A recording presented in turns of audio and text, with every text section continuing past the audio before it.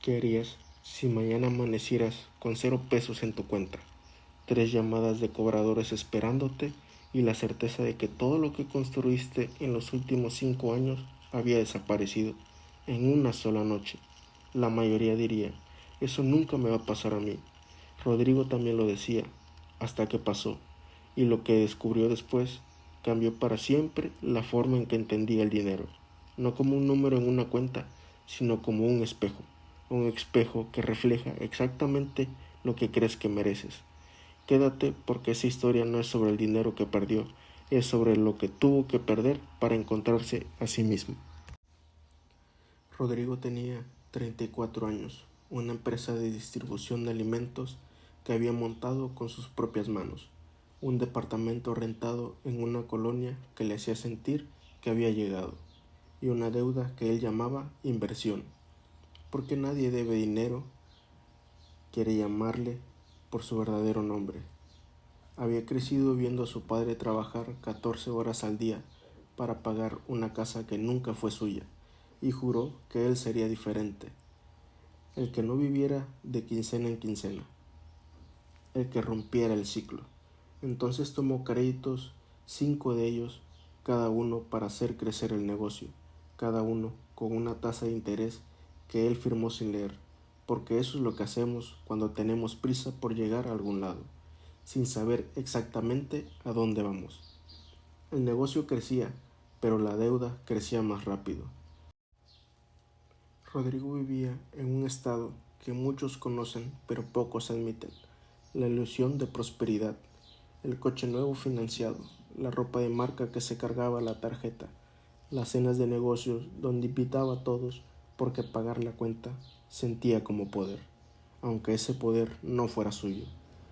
Por fuera éxito, por dentro un hombre que despertaba a las 3 de la mañana calculando cuánto le faltaba para llegar a fin de mes. El jueves 14 de marzo, su proveedor principal le envió un mensaje a las 8:17 de la mañana. Solo decía, Rodrigo, necesitamos hablar hoy. Esas 5 palabras, esas 5 palabras que todos hemos recibido alguna vez y que el estómago interpreta antes que el cerebro. En la reunión le informaron que no podían seguir dándole crédito, que su historial de pagos tardíos había alcanzado su límite, que necesitaban liquidez inmediata o pausarían el suministro. Rodrigo salió de esa oficina, se sentó en su coche y no pudo moverse durante 40 minutos. Llamó a su contador, el contador le dijo algo que lo paralizó. Rodrigo, si sumas todo lo que debes contra todo lo que tienes, técnicamente en quiebra desde hace 6 meses, solo que nadie te lo había dicho en voz alta. Esa noche llegó a su departamento, abrió todas las cartas que no había querido abrir en semanas, las extendió sobre la mesa de la cocina y vio el número real por primera vez. 1.200.000 pesos en deuda y en su cuenta bancaria 17.000 pesos. Se quedó mirando ese número en silencio y en ese silencio algo extraño ocurrió, algo que no esperaba. En lugar de llorar, pensó en su padre y se preguntó, ¿cuándo aprendí yo a relacionarme con el dinero de esa manera? Esa pregunta, esa sola pregunta, fue el principio del único cambio real que haría en su vida. Al día siguiente, Rodrigo tomó una decisión que parecía pequeña, pero que cambiaría todo. Dejó de huir, llamó a cada acreedor uno por uno, sin excusas, sin promesas vacías, solo con una frase: estoy en problemas, quiero encontrar una solución contigo, no contra ti. Algunos colgaron, otros escucharon.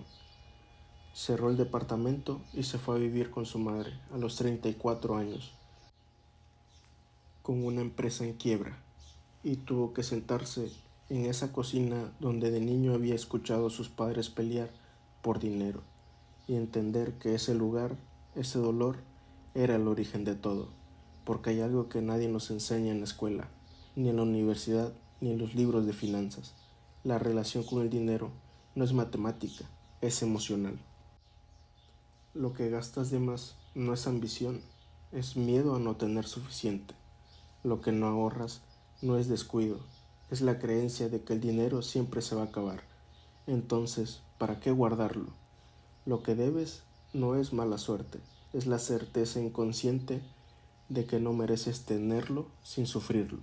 Rodrigo no sabía nada de eso cuando firmó sus créditos, solo sabía que quería demostrar algo, y el dinero prestado se sentía como la prueba de que podía. Mientras renegociaba deudas, comenzó a leer no libros de motivación rápida, libros sobre psicología del dinero, sobre cómo las decisiones financieras están atadas a historias que no nos contaron cuando éramos niños, sobre por qué las personas que ganan mucho siguen sintiéndose pobres, sobre el concepto que cambia su mentalidad para siempre. El dinero fluye hacia quienes creen que lo merecen y saben administrarlo, no hacia quienes solo lo desean. Empezó a vender, liquidó el inventario que tenía, vendió el coche, vendió equipos que no usaba. Cada paso que recuperaba lo aplicaba a la deuda más pequeña primero, no por estrategia financiera, sino porque necesitaba victorias, necesitaba demostrarse a sí mismo que podía salir. Mes 1. Eliminó la deuda más pequeña, 12,000 pesos. Nada en comparación al total, pero algo se encendió en el que no había sentido en años. Control. 6 meses después de aquella reunión con su proveedor, cuando ya había renegociado 3 de sus 5 deudas y sentía que estaba encontrando el camino, llegó la llamada que no esperaba. Un ex socio con quien había tenido un conflicto años atrás había presentado una demanda civil. Reclamaba una deuda que Rodrigo consideraba saldada.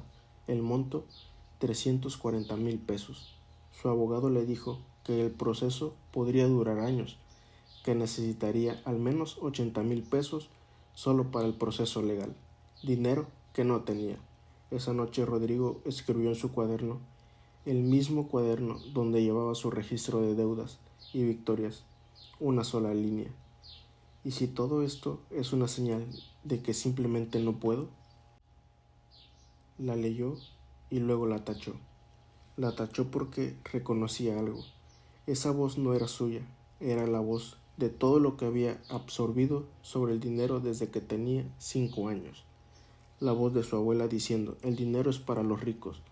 La voz de su padre repitiendo, nosotros no somos de esos.